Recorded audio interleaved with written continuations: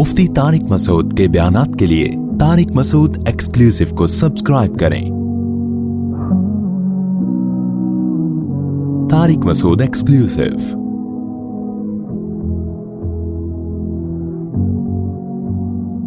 मुफ्ती साहब हज की फजीलत और ना करने की वईद। एक रिवायत में आता है कि जो हज जिस पर लाजिम हुआ वो हज ना करे तो वो यहूदी हो के मरे, ईसाई हो के मरे, मुझे उसकी परवाह नहीं है। और कुरान के अल्फाज देखो कि वलिल्लाहि अलन्नासि हिज्जुल बैति मन इस्तताअ इलैहि सबीला, अल्लाह के लिए लोगों पर लाजिम है कि जो बैतुल्लाह जाने की इस्तिताअत रखते हैं वो बैतुल्लाह का हज करें। आगे कुरान के अल्फाज देखो वलिल्लाहि अलन्नासि हिज्जुल बैति मन इस्तताअ इलैहि सबीला। आगे क्या अल्फाज हैं? वमन कफर फइन्नल्लाह गनियुन अनिल आलमीन, जो इनकार करेगा तो अल्लाह तमाम जहान वालों से गनी है। क्या मतलब? बहुत बड़ी धमकी है कि जो नहीं आएगा ना इस्तिताअत के बावजूद, अल्लाह को उसकी कोई जरूरत नहीं है। ये जब धमकी के अल्फाज वाज़े नहीं होते ना, मुबहम होते हैं, तो बलागत का कायदा है कि ये धमकी छोटी नहीं होती बल्कि बहुत बड़ी होती है। तो अल्लाह कह रहे हैं मुझे फिर तुम्हारी जरूरत, मुझे तुम्हारी कोई जरूरत नहीं है। तो इस्लाम का एक रुकन है। आज क्या होता है, मैं हज पे जब गया था, अफसोस के साथ कहना पड़ता है कि सारे बुढ़ियां आ रही होती हैं हज के लिए। ठीक है, अल्लाह उनको इस उम्र में तौफीक दे रहा है, अच्छी बात है। ना आने से बेहतर था कि चलो अब आ गए। मेरे भाई ये जवानी का काम है, समझते हो? जब जैसे ही पैसा आए सबसे पहला काम क्या करो? हज करो। उसको डिले करते हैं, सारे कामों से फारिग होकर, बच्चियों की शादियां, अपनी भी 4 टोटल मुकम्मल, सॉरी गलती से निकल गया, अपनी भी शादी हो गई। कुछ चीज़ें मेरे मुंह से गलती से निकल जाती, अपनी भी एक शादी हो गई, और फिर क्या है कि वो सारे बिजनेस से फारिग हो हुला के जब अब करने धरने का कुछ भी नहीं है, बैठा हुआ है। क्या करें यार, बोरियत बहुत हो रही है। और दुखुल भी सारी किस्तें ख़त्म हो गई, देख लिया, कोई नई सीरीज़ भी नहीं आ रही, वो ड्रामा चल रहा था वो भी ख़त्म, नई फिल्म भी देख ली, ठीक है ना, सब कुछ हुआ कि क्या करें यार। अब तो बेगम कोई मशवरा दो, चले हज पे ना चलें? चलो ठीक है, कहाँ चलते हैं? हज पे चलते हैं। ठीक है भाई, हम जो बुढ़ापे में भी जा रहे हैं, हम खुदा ना ख्वास्ता उनको बुरा नहीं कह रहे। नेकी तो जिस उम्र में की जाए, जब अल्लाह कबूल कर रहा है तो हम कौन होते हैं? लेकिन यार तुम बाकी तो सारे काम तुमने जवानी के लिए रखे हुए हैं, हज तुम मौखर कर रहे हो जब उर्दुगुल ड्रामे की सारी किस्तें खत्म हो जाएंगी। बुरी बात है ना ये। जब आप अल्लाह के हुक्म को वैल्यू नहीं दोगे तो अल्लाह आपको वैल्यू देगा। देखो, हज आपकी जिंदगी पलट देता है, तो जिंदगी पलटने की जरूरत जवानी में है। जवानी में चेंज हो गए, आगे खैर का बहुत ज्यादा मौका मिलेगा, बहुत मौका मिलेगा। दर जवानी तोबा करदन शेवाए पैगंबरी, जवानी में तोबा करना किसका काम है? पैगंबरों का काम है। तो हज में इंसान बाज दफा जिंदगी चेंज हो जाती है उसकी, जब वो अल्लाह के शायर देखता है ना, वहां पे कैसा लाखों का मजमा मिना से अरफात से निकल के मुज़दलिफ़ा, चींटियों की तरह लोग होते हैं। कैसी एक अल्लाह की निशानियां नजर आती हैं वहां, कैसा दीवानों की तरह बैतुल्लाह का तवाफ। बकरीद के 3 दिनों में जो तवाफ़े ज़ियारत होता है ना, इतना रश पूरी दुनिया में कहीं नहीं होता। लाखों रुपए लोग खर्च करने के गए हुए और अल्लाह के घर के गिर्द घूम रहे होते हैं। जरा कभी छत से खड़े होकर हरम की छत से देखा करें, एक इंसानों का समंदर है और वो सारे बैतुल्लाह के गिर्द दीवानावार घूम रहे हैं।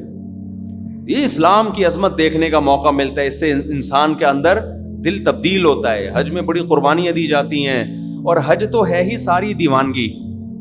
हज के अक्सर अहकाम ऐसे जिनकी बज़ाहिर कोई लॉजिक नहीं है। अल्लाह ने कहा मेरे दीवाने बन के आओ, जैसे जैसे कह रहा हूं करते चले जाओ।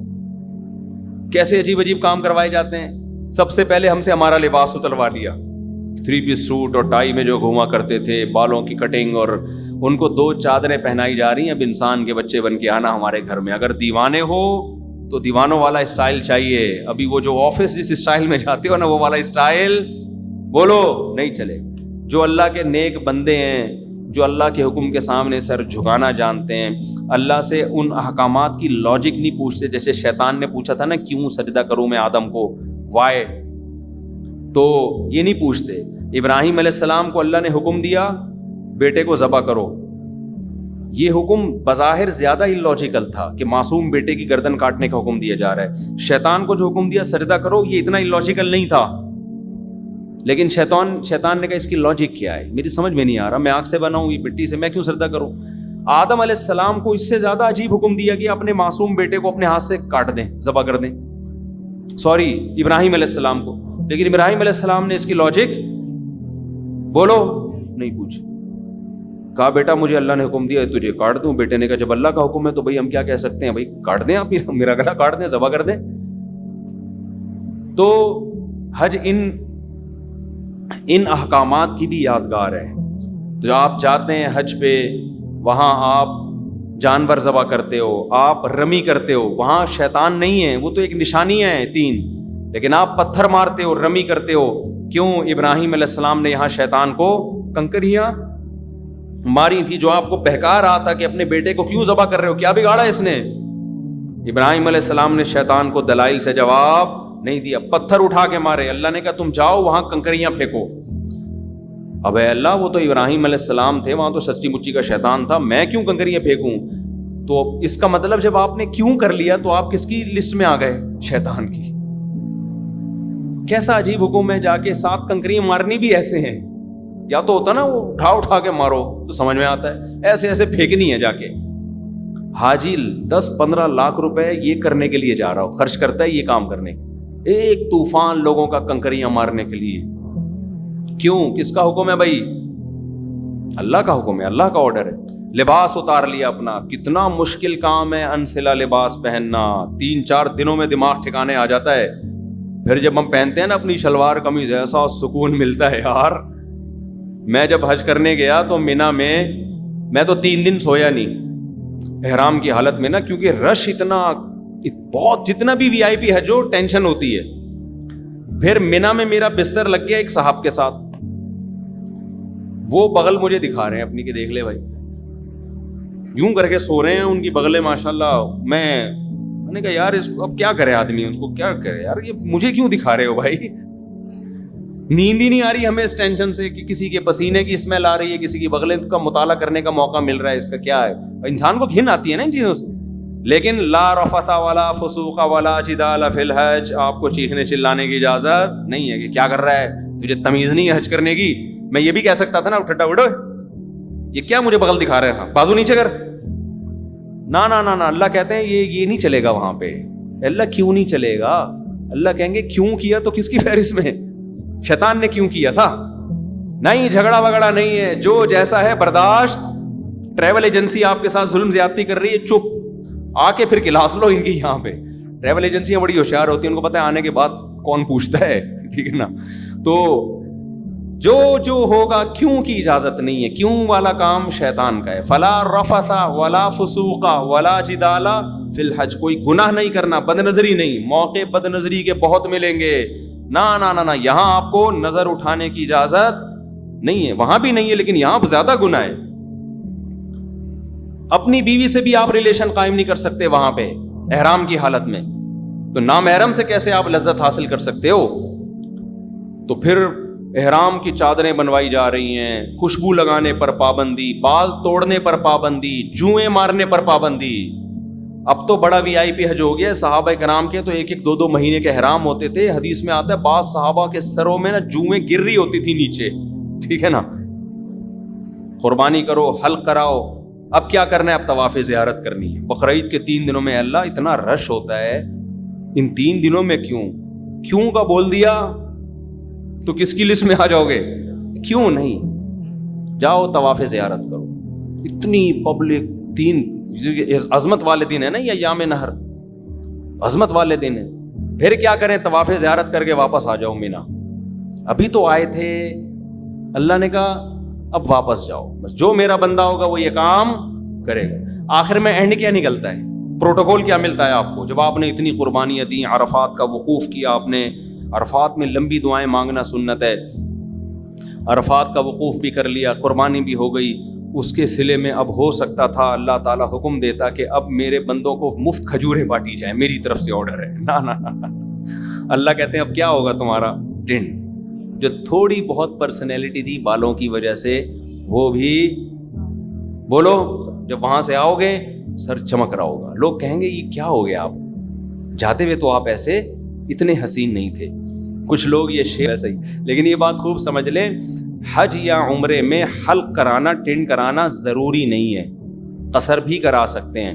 ثواب 3 گنا زیادہ ہے حلق کرانے میں, سمجھتے ہو, لیکن قصر کرانا بھی کیا ہے, بال ایک پورے کے برابر چھوٹے کرنا بھی کیا ہے, جائز ہے. تو جو کام جائز ہوتا ہے اس پہ کسی کو ملامت نہیں کی جاتی. میں نے جب پہلی بار حج کیا, میرے اتنے بڑے بڑے بال تھے, میں نے ان بالوں کی قربانی دے کے ٹنڈ کرا لی. آپ کو پتہ ہے اتنے بڑے بال ہونے میں بڑا ٹائم لگتا ہے. ہم نے ٹنڈ کرائی, ہم نے کہا یار یہ سنت ایک دفعہ ہم زندہ کریں گے, حلق کی سنت. ٹنڈ کرا لی ہم نے, عمرے میں بھی ٹنڈ کرائی, حج میں بھی ٹنڈ کرائی. دوبارہ میں عمرے پر گیا, میں نے ٹنڈ نہیں کرائی, میں نے قصر کرا لیا. میں نے کہا چلو حلق کی سنت زندہ کر دی ایک دفعہ, اب ہم قصر کرا لیتے ہیں تاکہ گھر میں تھوڑی سی عزت ہو ہماری. اسی کی وجہ سے تھوڑی سی عزت گھر میں شادی شدہ آدمی کی کہاں کیا عزت ہوتی ہے آپ کو پتہ ہے. تھوڑی سی بالوں کی وجہ سے عزت رہ گئی ہے, وہ بھی ٹنڈ کرا لی تو ختم ہو جائے گی, دہشت گردی کا جڑ سے خاتمہ ہو جائے گا. تو تھوڑی سی تو دہشت رہے نا, جڑ سے تھوڑی خاتمہ کرنا ہے دہشت گردی. خیر بہرحال ثواب حلق میں ہی زیادہ ہے, ٹنڈ کرانے میں ہی زیادہ ہے. لیکن میں نے کہا اب میں عمرہ کرتا ہوں تو حلق کراؤں گا, تو قصر کراؤں گا. قصر کرا لیا. جہاز میں لوگ تانے دے رہے تھے مجھے, یار آپ مولانا ہو, آپ نے عمرہ کیا, ٹنڈی یہ کیسا عمرہ ہے, یہ کیسا عمرہ ہے. تو یہ پھر شرعی حدود سے کیا ہے, زیادتی ہے. جب اللہ نے اجازت دی ہے تو آپ کو ملامت کرنے کا حق. میں نے کہا اب تو میں قصر ہی کراؤں گا, کیونکہ آپ کو اعتراض کیوں ہو رہا ہے اس پہ, میری مرضی. تو اللہ سے آگے نکلنے کی کوشش نہ کریں. بعض دفعہ بعض لوگ, میں جب جدہ میں تھا تو وہاں میں نے دیکھا بہت سے لوگ یہاں 5-6 سال سے جاب کر رہے ہیں, عمرہ نہیں کر رہے. وہ میں نے کہا کیوں نہیں کرتے عمرہ یار, تمہارے تو حرم اتنا قریب ہے. کہہ رہے ہیں یار ٹنڈ کرانی پڑے گی, ہم نہیں کرا سکتے. میں نے کہا قصر کرا لو یار. بعض لوگ ٹنڈ نہیں کرا سکتے, ان کو ہو گیا نا یار نہیں ہم نہیں, وہ کہہ رہے ہیں ہم ٹنڈ میں بہت عجیب سے لگ رہے ہوتے ہیں.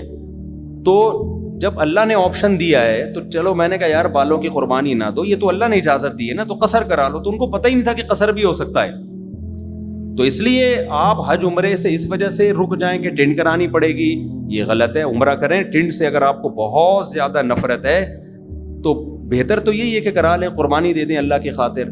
لیکن اللہ نے آپشن دیا ہے کس کا, قصر کا بھی آپشن. ایک پورے کے برابر بال چاروں طرف سے کاٹ لیں تو بھی ٹھیک ہے. سمجھتے ہو, تو آئندہ اگر میں گیا تو میرا ارادہ ہے قصر کرانے کا, کہ قصر کرا لوں گا. تو ایسا نہ ہو میں عمرے سے یا حج سے آؤں, آپ بولیں یار یہ تو ویسے جیسے گئے تھے ویسے. تو آپ کو اعتراض کا حق نہیں ہے. میرے بال, میری ٹنڈ, میری مرضی, میری جیب کے ریال پیسے, میں ٹنڈ کراؤں یا میں قصر کراؤں. ہو سکتا ہے ٹنڈ کرا لوں میں کہ یار قربانی دے دو, دہشت گردی کا جڑ سے خاتمہ, ایسی کی تیسی. بعد میں دیکھیں گے ہوتا کیا ہے, ہو سکتا ہے یہ بھی ہو جائے, ہو سکتا ہے قصر کر لیں. تو اپنے کسی کے ذاتی معاملات میں دخل انداز, کیونکہ میں پہلے جب عمرہ کیا نا, لوگ مجھے ہر آدمی یہ کیسا عمرہ ہے یار, آپ کے تو سر پہ اسی طرح بال لٹک رہے ہیں, یہ کیسا ہے عمرہ ہے یار, یہ کیسا عمرہ ہے یار. تو اعتراض کرنے کی میرے بھائی اجازت نہیں ہے, یہ پھر بدعت ہو جائے گا. سمجھتے ہو, جس چیز کی اللہ نے اجازت دی ہے تو اس کو دیکھو. پیر جمعرات کا روزہ رکھنا سنت ہے نا, نہ رکھے تو آپ کیسے, کیوں نہیں رکھا بھائی سنت ہے ہی اسی لیے کہ کوئی دوسرا طنز نہ کر سکے. یار رمضان کا چھوڑ دے تو آپ پوچھیں یار فرض ہے, یہ کیسے چھوڑ دیں, مسلمان ہو کے روزہ چھوڑ رہے ہو. سمجھتے ہو کہ نہیں سمجھتے؟ تو اس لیے میرے بھائی حج کے لیے پیسے جمع کیا کرو, حج پہ جایا کرو. یہ تو بڑی پیاری عبادت ہے, ایسی یونیک عبادت ہے. یہ دیوانوں کے لیے, اللہ سے محبت کرنے والوں کے لیے اس سے زیادہ ذائقے والی, لطف والی عبادت کوئی ہے نہیں.